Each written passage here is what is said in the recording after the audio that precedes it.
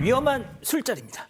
자, 백 기자, 술자리에서 무슨 일이 있었던 겁니까? 네, 대전에서 있었던 일인데요. 한 50대 남성이 오랜만에 친구를 불러서 집에서 놉니다. 근데 갑자기 말다툼이 시작이 된 겁니다. 그 이유가 서로 지지하는 정치인이 달랐던 겁니다. 서로 정치 얘기를 하다가 결국 친구가 화가 나서 신발을 신고 나가려고 하자 집에 있던 흉기로 친구를 크게 다치게 했습니다. 그래서 살인 미수 혐의가 적용이 됐었고 이렇게 친구가 뛰어나갔는데 여기를 따라 나갔습니다. 이 친구는 플라스틱 빗자루로 흉기를 막아내며 가까스로 현장을 벗어났는데 결국 출혈이 심해서 쓰러졌다가 지나가던 사람이 신고해서 병원으로 옮겨졌다고 합니다.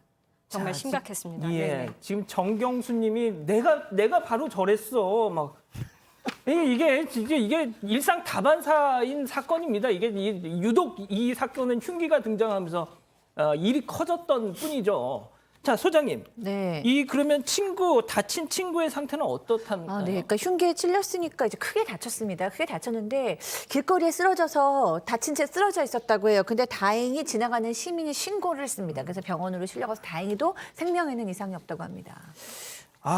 그런데 말이죠. 승현님. 예. 참 이 진짜 명절도 그렇고 예. 더군다나 지금은 정치의 계절 대선 시즌이 이제 이 대진표가 짜여지면서 이제 시작이 됐잖아요. 저는 이때부터 이거는 시작일 것이다라는 좀 불안감이 엄습합니다. 사실 저는 이거 약간 정치적 이야기 해도 되는 건가요? 사건 반장에서? 뭐 일단 어떨까요? 들어보고 제가 판단하겠습니다. 정치적 팬덤을 이끌어가는 위정자들이 이 팬덤이 나뉘어지는 걸 좀 이렇게 막아줘야 되는데 오히려 위정자들이 국민들을 더 가르마타는 모습들이 많이 보여 있어서 이게 사실상 국민들 생각이 다를 때 다른 것이 틀리지 않고 그것이 같이 맞추어질 수 있도록 지금 여야 후보자께서 다 만들어 주셨으니까 제발 좀 편가르기 안 했으면 예. 좋겠다는 말씀 드릴게요. 그리고 정치 이야기는 우리 인류 역사에서 두 가지가 가장 큰 세계대전을 만들었던 이유 중에 하나는 종교적인 문제고 하나는 정치적인 문제입니다. 그래서 정말 친한 사람과 이야기할 때는 정치 이야기 하지 마시고 사건 반장 이야기 하시면 됩니다. 그게 나왔는 우리 양원보 앵커가 얼마나 멋진지 제일 처음에 나올 때 모아 그 인상 아무나 할 수 있는 인상 아니거든요. 그 표정 같이 한번 밈으로 한번 만들면서 누가 제일 잘했는지 뽑기 위해서 그날 저녁 사는 그런 거 이야기했으면 좋겠다는 말씀 오늘 드리겠습니다. 왜 이러세요 오늘? 예? 왜요? 아니 평소 안 하시던 말씀. 일단 이 사안 자체는 좀 심각한 사안이니까 조금 얘기를 좀 진지하게 해보겠습니다. 자, 박 변호사님, 네. 박 변호사님하고도 제가 실제로 그 방송에서는 이렇게 친하게 뭐 이렇게 하지만 사건 반장 딱 카메라 꺼지고 나면 정치적인 얘기는 서로 안 하거든요, 박 변호사님하고. 네, 저는 뭐 딴 방송에서 많이 하기 때문에 사적인 자리 아니, 공간에 절대 하지 괜히 않습니다. 박 변호사님하고 사이 틀어질까 네, 봐. 저는 사적인 공간에서는 예. 뭐 얘기하지 않습니다. 네. 이게 말이죠. 자, 아무튼 그런데 이 사건 보니까 네. 이 친구 그래도 그 상처를 그렇죠. 받았는데도 합의는 해줬네요. 일단은 이 살인 의도로 본 겁니다. 그래서 살인을 하려고 했는데 결과가 발생하지 않았기 때문에 살인 미수로 기소가 됐고요.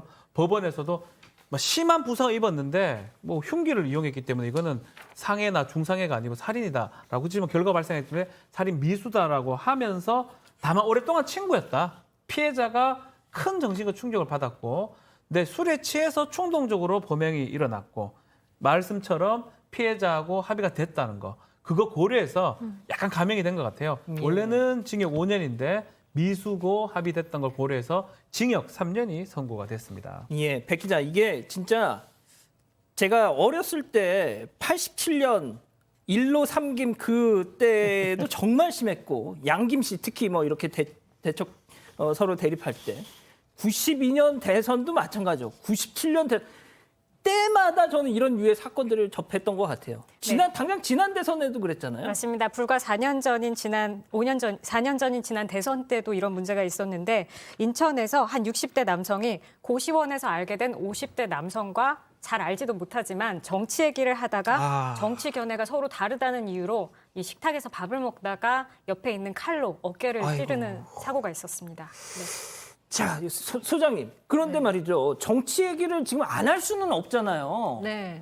그런데 뭐가 됐든 꼭 얘기를 하다 보면 성향이 다르거나 지지하는 후보가 다른 경우에는 꼭 이렇게 될 수밖에 없단 말입니다. 네. 어떻게 해야 될까요, 이거? 그러니까 이제 감정이 건드려져서 그런데요. 대화에서 이제 이성적인 이야기를 하다가 감정적인 어떤 느낌으로 넘어간다. 이럴 때는 본인들이 이성적으로 스탑을 해야 되는 거죠. 아니면 옆에 있는 분이 계시다면 이게 감정으로 넘어간다 그러면 굉장히 위험한 이 순간이구나. 그래서 어떻게든지 말려주셔야 되겠죠.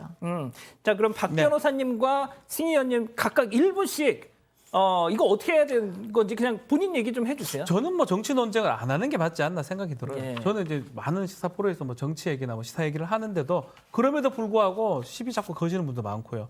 택시 같은 거 타면 막 아, 진짜요? 골죠. 너 왜 그때 그 프로 나와서 왜 이상한 그런 소리 했어? 막 작은 이러면서. 얘기를 막 이렇게 하는 분들도 어. 있는데 저는 가급적 얘기 안 하고 아, 항상 그러면 대답을 안 하세요? 대답은 하죠. 어. 서울말로. 중립입니다, 저는.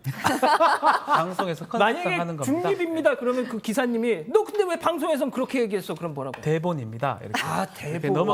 넘어가고 진짜. 사적인 장소에서는 얘기해도 답이 나오는 게 아니거든요. 아, 방송국 핑계를 대시는군요. 그렇죠. 뭐 방법이 없기 때문에 결국 싸움하거나 다투는 경우가 많기 때문에 저는 부모님하고도 그런 얘기를 하지 않습니다. 아, 저희 어머니 지금 보고 있지만 저랑 완전 반대입니다. 아 그러시군요. 중립이라면. 그렇다고 강요하지 않습니다.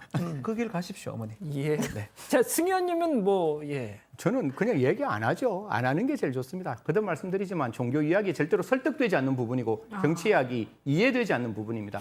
이해되지 않고 설득되지 않는 이야기 해봤자 남이 그 말 들어주지 않으니까요. 맞아요. 그냥 그거 포기하시고 두 번째 다시 얘기해드리겠습니다. 사건 반장 이야기하시면 됩니다. 아, 그 요즘 승희 의원님이 그 사건 반장에서 퇴출 좀 약간 이런 압박을 느끼신 것 같아요. 자꾸 퇴출 당한다고 거짓말하고 다녀요. 예, 그래서 일부러 저러시는 것 같기도 하고. 알겠습니다. 아무튼 첫 번째 인물 이렇게 정리하고요.